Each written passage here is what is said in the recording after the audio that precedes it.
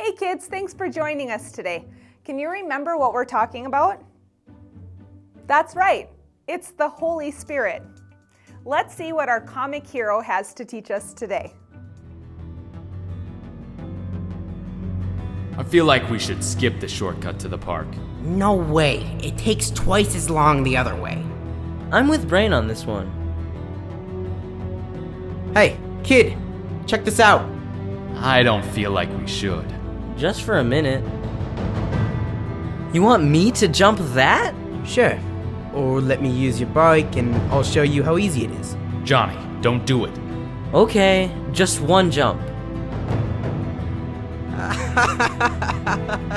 Hey, that's my bike! Who would have thought he'd steal your bike? Me?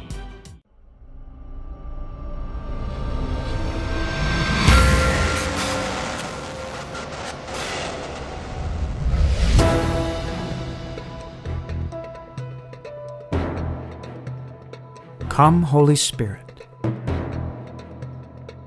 Whatever you do, don't go up there. Johnny, this is our chance to be filled with the Holy Spirit. Go! Go! I don't know. Maybe after I go to the restroom. What is taking so long? Johnny? You'll never take us alive. Some hero sneaking out a window. Heartboy's right. If I want the Holy Spirit and power, I gotta do this. Come, Holy Spirit. I believe!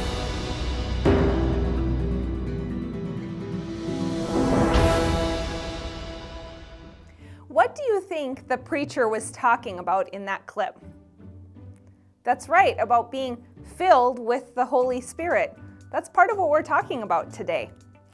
You see, you may have noticed that the brain didn't want Johnny to stay, but the heart did. Johnny ended up trying to escape in part of the clip. Why do you think he was trying to escape? If you said he was afraid, you're probably correct. I'm glad Johnny decided to stay. Have you ever been afraid of doing something that God's asked you to do?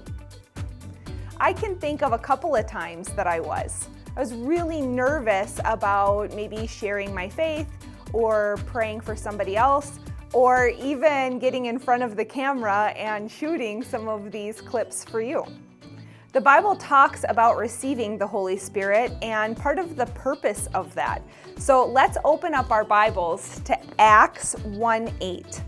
Read it with me. It says, "But you shall receive power when the Holy Spirit has come upon you, and you shall be witnesses to me in Jerusalem and in all Judea and Samaria and to the ends of the earth."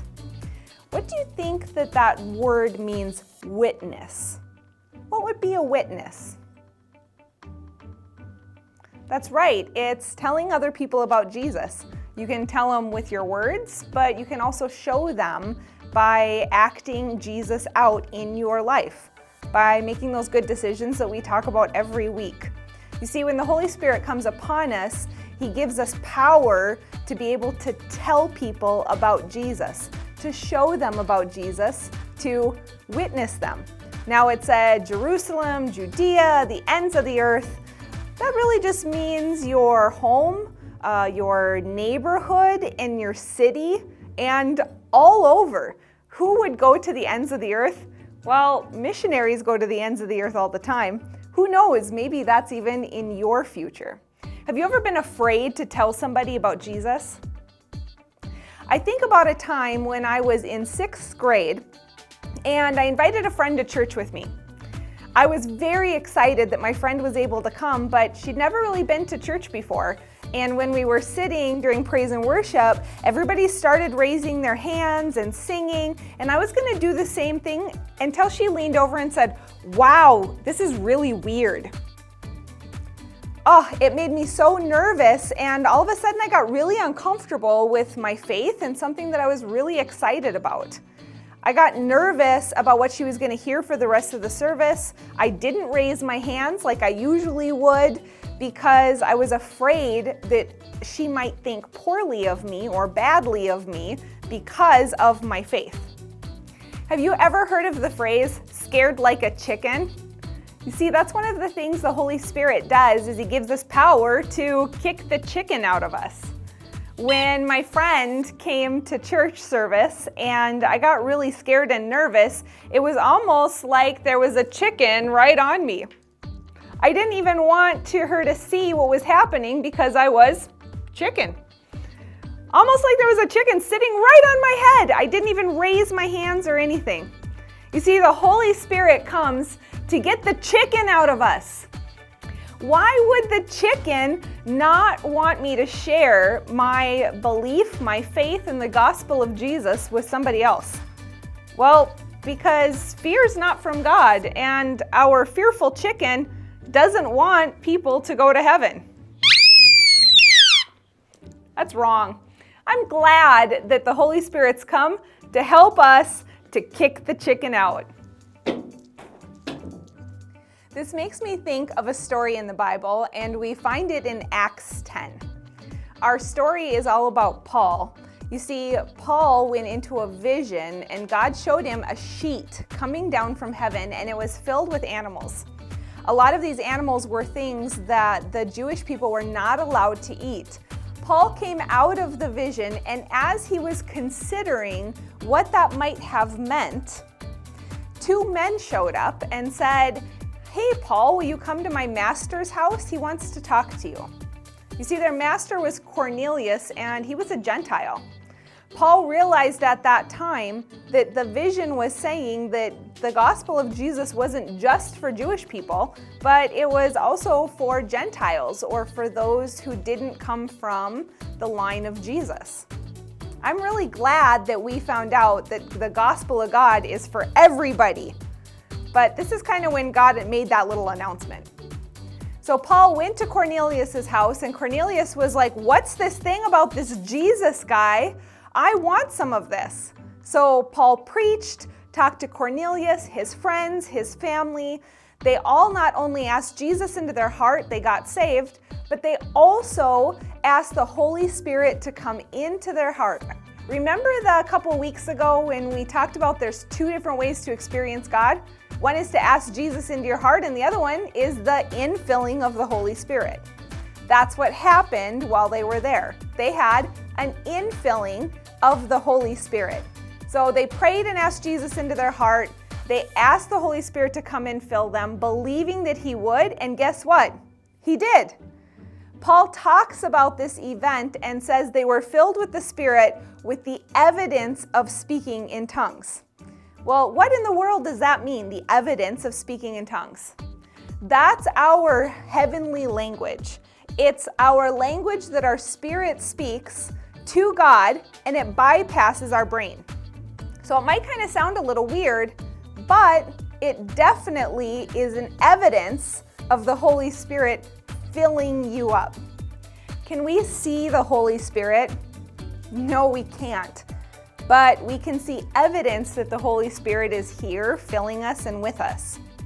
One of the ways that we can see that evidence is by knowing he's helping us, he's comforting us, he's guiding us, he's leading us, he's telling us what things are to come. Another way is by the evidence of tongues. It makes me think of this balloon. You see, the balloon was empty, but now the balloon is full. Well, what did I fill the balloon up with? That's right, I filled it up with air. But can you see air? Well, let's try. Could you see it? No, of course you couldn't see air. But can we see evidence of the air? Absolutely. Our balloon is full because there's air inside of it. So that's kind of the point that Paul is talking about. We can't see the Holy Spirit, and we don't actually know when he fills us up other than the evidence. Remember when we talked about that inward witness last week? Your inward witness will give you evidence when you're filled with the Holy Spirit, because you'll feel awesome. You'll feel so much joy.